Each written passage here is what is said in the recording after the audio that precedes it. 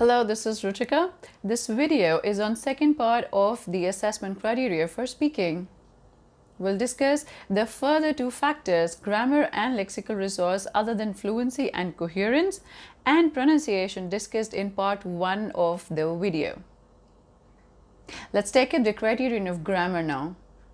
This focuses on grammatical range and accuracy. Let's take up range first.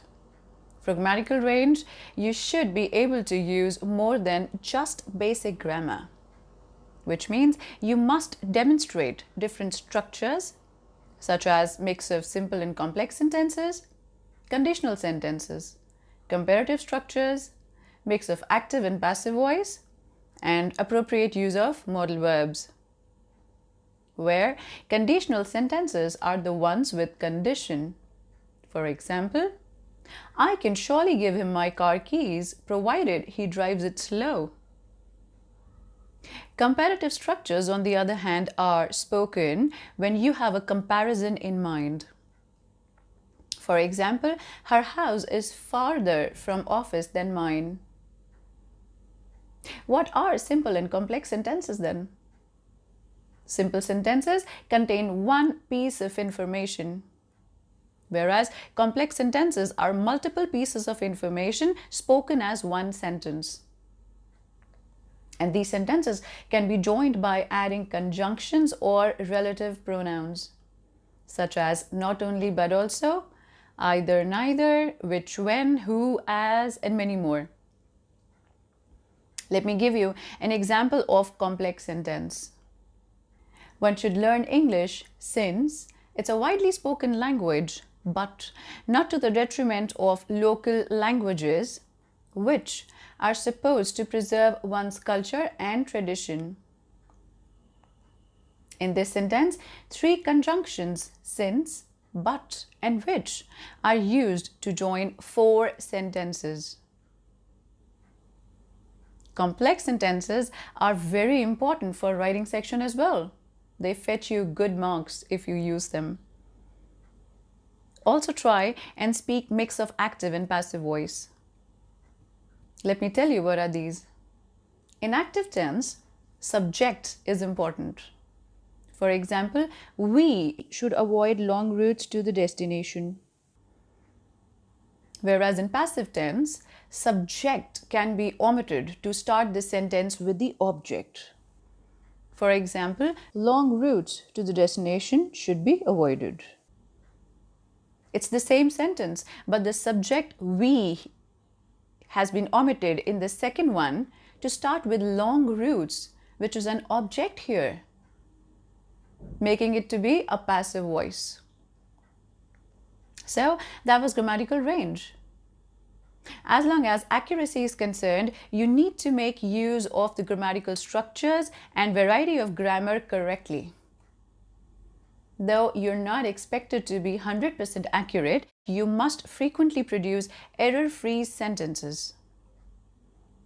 It's not the number of grammatical mistakes that are counted, but how effectively you're able to communicate matters. For accuracy, you must work on your tenses, since you can be asked questions based on any tense, present or past. And in part 3 of speaking test, you can be expected to speculate about future as well. It's okay to correct yourself in the exam if you make a mistake. And let me tell you again, practice is important. Now, the fourth criterion, lexical resource.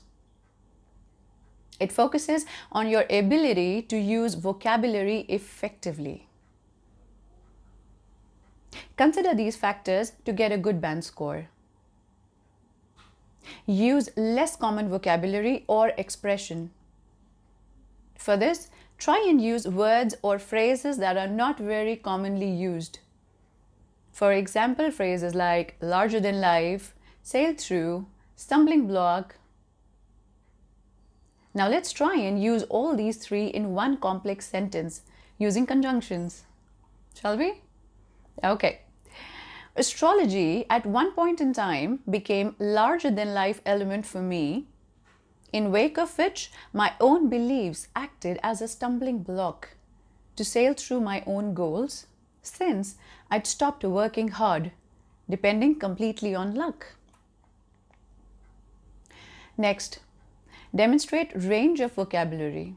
The wider, the better.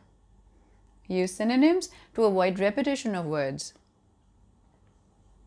Third factor would be use correct collocations. What is a collocation?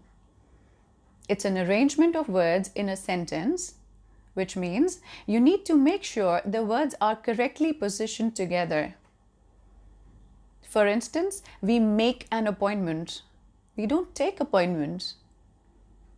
Very often I hear an expression, it doesn't solve the purpose. It should actually be, it doesn't serve the purpose. Solve the purpose is wrong. Now, how to improve vocabulary? Read or listen to authentic sources to learn new words. Don't cram them. Just make a very short list and start using them way before the exam. Because the words should come naturally to your mind when you speak. So, practice speaking them, else you may take pauses to recall words in the exam, which will impede your fluency.